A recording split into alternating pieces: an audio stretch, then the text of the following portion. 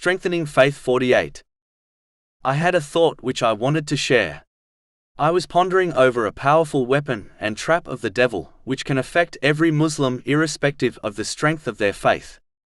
The devil tries to convince Muslims to always observe those who are worse than them in behavior, in order to justify their lack of striving in the obedience of Allah, the Exalted, and improving their character and behavior for the better.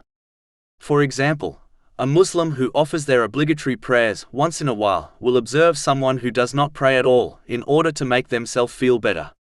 A thief will look at a murderer and convince themselves stealing is not so bad. The examples are endless.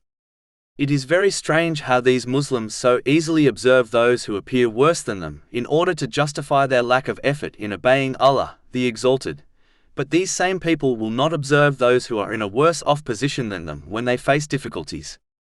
For example, the person who suffers from back pain will not observe the one who is physically disabled so that it prevents them from complaining.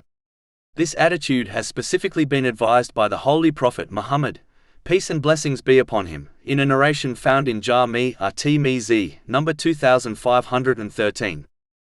In addition, if observing those who appear worse in their behavior does not save one from punishment in a worldly court, such as a thief being pardoned by a judge because there are many murderers in the world, how can one imagine this excuse will hold up in the court of Allah, the Exalted?